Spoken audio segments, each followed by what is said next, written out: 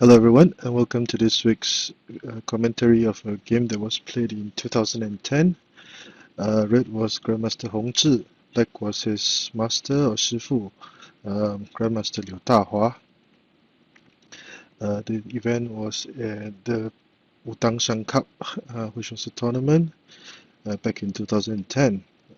This game was selected as one of the top 50 brevities by the periodical Qiyi in a series that ran for a few years. I forgot which year this entry came out from. So without further ado, let us begin the match. Grandmaster Hong Zhi, disciple of Grandmaster Liu Dahua, he started with the central cannon. And Black chose to defend with the screen horse defense. Red chose the 7th pawn advancement variation, and Black countered likewise. The pawn rank Chariot attack. And in this match, Black chose to play e3 plus 5. Now, other commonly played moves would be c8 equals to 9 or h7 plus 6, etc. for different variations or opening systems in the central cannon versus screen horse defense.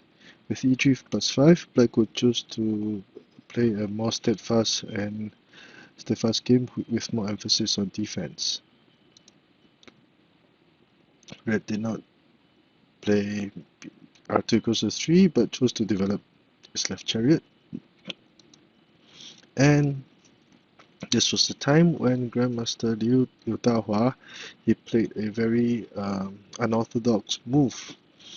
Now, faced with his disciple, who was known for his prowess in the opening phase, the Grandmaster, who was about 60 years old already at that time, decided to play a very interesting move. Now, according to the periodical Qiyi, this move has never been ever seen since then, after this match was played. Now, this was quite a novelty. So Black could deliberately push c2 plus 1, threatening to play p3 plus 1 for discovered attack on the chariot, and it would actually entice or encourage the red chariot to play r2 equals to 3 to try to capture the horse. And there will be many complicated situations that follow. Now, in the match, Red accepted Black's challenge and played r2 equals to 3. Now, other possible ways of playing would probably include c8 equals to 9 for Red to develop his cannons as the 5-9 cannons, and threaten this cannon by developing his left chariot as a foul chariot. So, let's say a possible line. Red would try to change formations and refuse to trade chariots, and Black would still have a playable game. Now, if Red did not develop his chariot and chose to charge the horse to the riverbank, threatening to capture the cannon, a possible line would be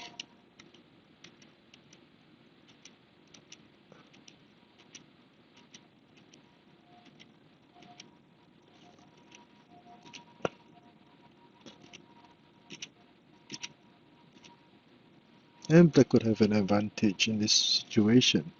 So Red would have a very awkward positioning of the pieces. Now, these were some of the moves that were suggested in the magazine.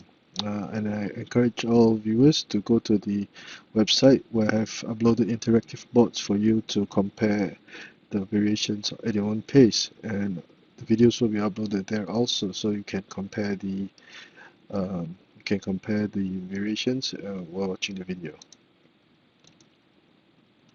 R2 equals to 4 or R2 equals to 6 will lead to another complicated variation, and Black can be satisfied in these 3 lines.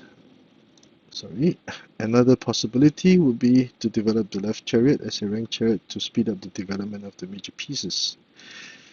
So if Black continued p3 plus 1, Black will retreat the chariot, and black would go for something the double-headed snake pawns formation of the screen-house defense. And this would be a transposition of another very popular position. It will lead to other very complicated situations. Now, if p3 plus 1 were not played and black chose to develop his chariot, it would also lead to a situation where black would still have a playable game, although red would have a slight advantage. So all this would lead to very complicated positions. Now, red accepted in the match. Red accepted his master's challenge and played r2 equals to 3. And black continued as planned, sacrificing the horse so early by the 7th ply in the game. Now, this move will later be deemed as too risky, sacrificing the horse so early in the game, and according to the magazine, this was the only time that it was ever seen in actual tournaments.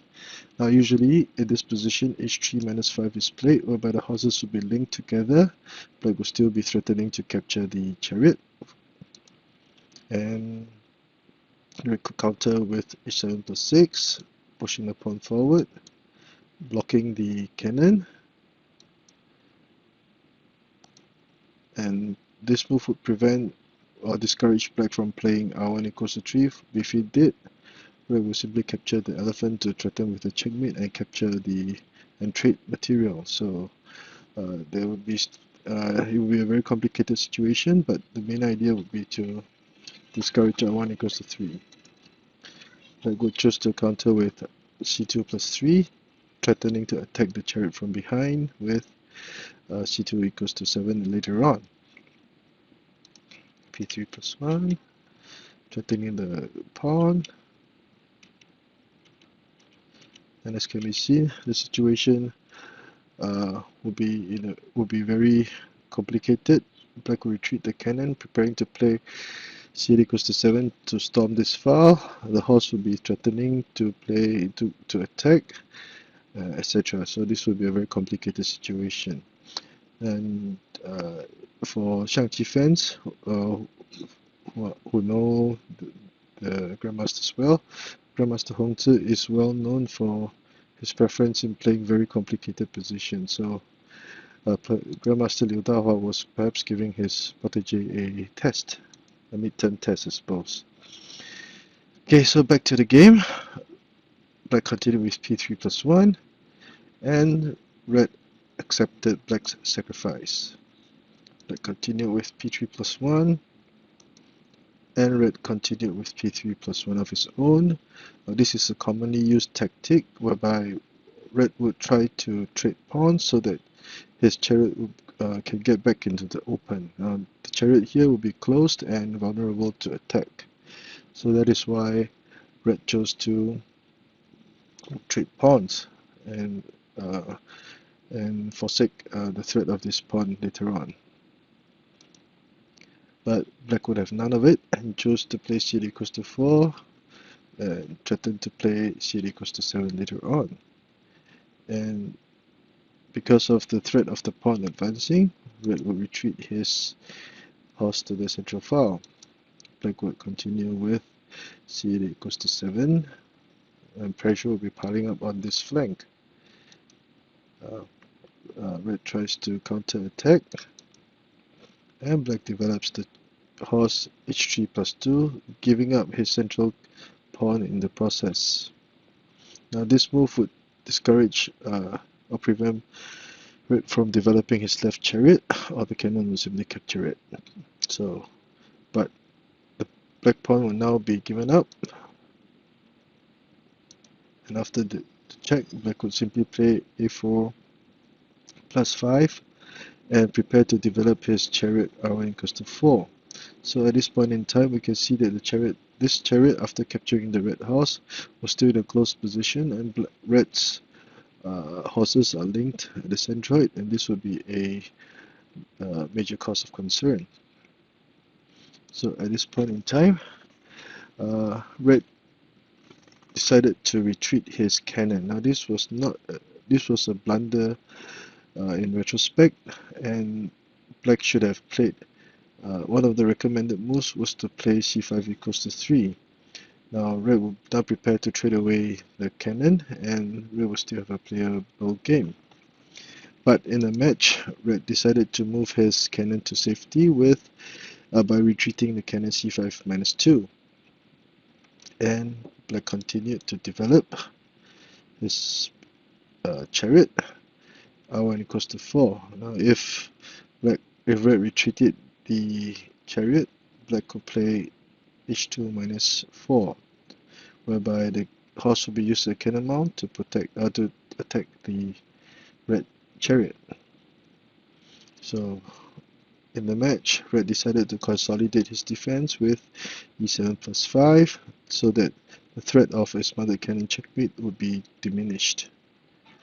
And black would now charge his pawn forward, threatening the cannon and forcing the cannon to the edge file.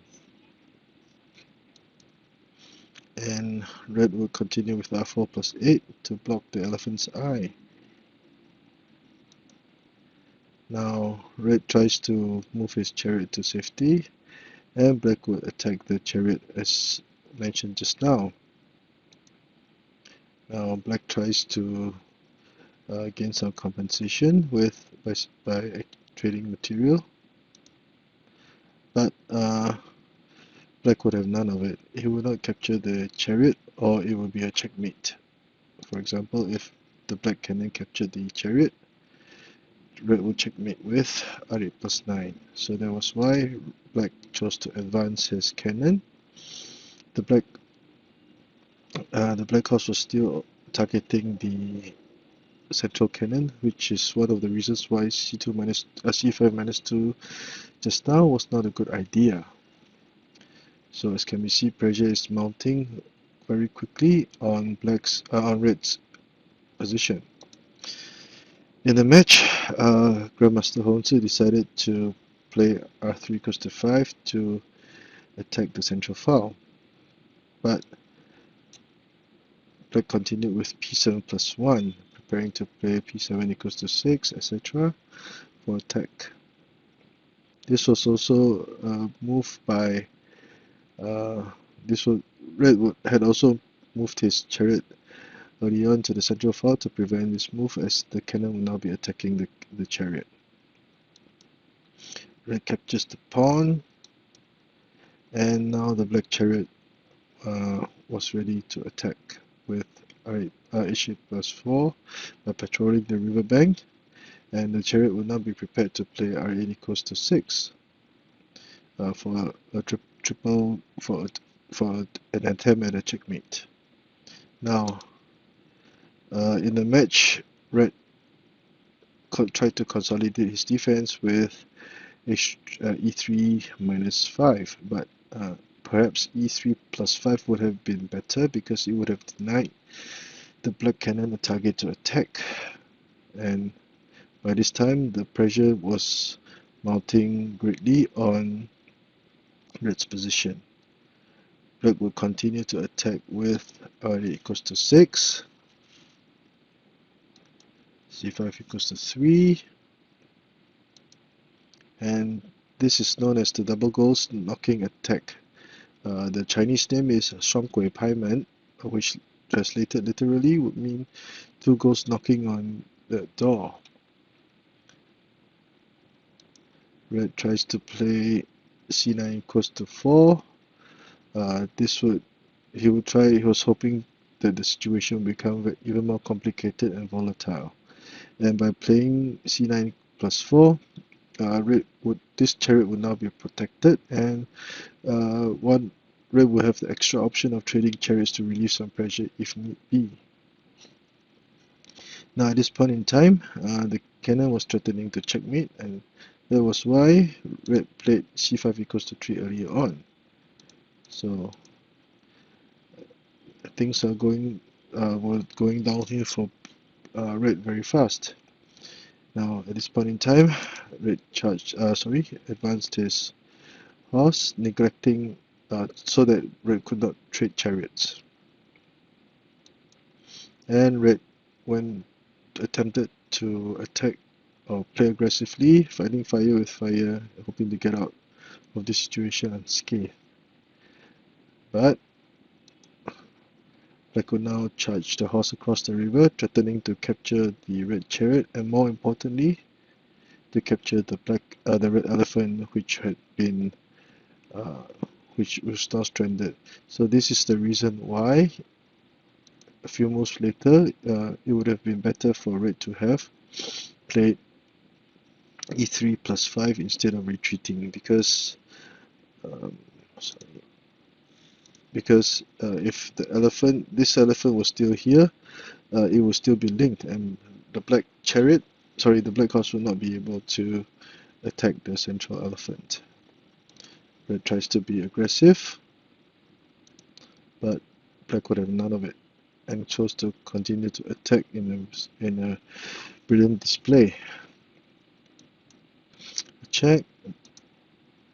At this point, red resigned. Now, why did red resign? Because the pressure that black had mounted was simply too much. A possible line was given in the magazine. So, for example, red will continue with a check, capturing the offending cannon, and a discovered check to gain material. But black would simply play k5 equals to 6 to continue to attack or threaten to checkmate. There are many options for black at this point in time. Let's say black could go for the elbow horse checkmate, forcing the horse away and capturing the cannon, capturing the chariot, etc. Let's say if red tried to defend in this manner, black would simply play c7 equals to 8, and he will still be guaranteed to win. So black will simply deliver a checkmate, deliver a check, forcing the horse to capture it, and he could still go for a spotted checkmate with the chariot. So there were simply too many ways that black could win, so that was why red chose to resign. So at this point in time, after retreating the elephant with the black pieces storming all over the place, red decided that he had enough and resigned. So this was a very seldom do you see such a aggressive attack in tournaments, especially in matches between grandmasters. A short recap: central cannon, 7-pawn advancement, screen horse defense, and black chose the right elephant variation and continued with c2 plus 1, which was a very unorthodox variation even to this day. Red accepted black's challenge, and black continued as planned, and by the 8th ply, red had already gained a horse. Red tried to move his chariot to safety, but black would have none of it, and red was forced to move the horse, hoping to develop this horse from this file, and black would not have anything to do with it and chose to play c equals to 7. Black tries to attack the chariot and develop attack the horse and develop the chariot, capturing a central pawn, and this was the first blunder that red made by the 13th ply. Black continued his attack, and after some nifty maneuvering, this cannon would now be pushed to red's pawn rank, compressing any space that the red material could move. Red tried to salvage the situation with h3 plus 5, but black would simply capture and force the elephant to danger. Now, there was the threat of a spotted cannon checkmate was ever present. Black continued to attack, and he chose to attack this rook file, continued his threat for the spotted cannon checkmate, forcing red to dislodge the central cannon to protect the elephant. Red will still go for the double ghost knocking attack, which is very rare in matches between the grandmasters. Red tries to trade chariots. Black would have none of it. And red tried to attack. Red tried to go for attack, hoping to fight fire with fire. And once the elephant was captured, basically this situation would be unsalvageable for red. Try as he might, black simply defended, sacrificing the elephant, and red resigned. So I hope you've enjoyed this very short match. Grandmaster Liu Dahua is known for his ferocity and ferocious style, and we can see his signature trademark style in this short game.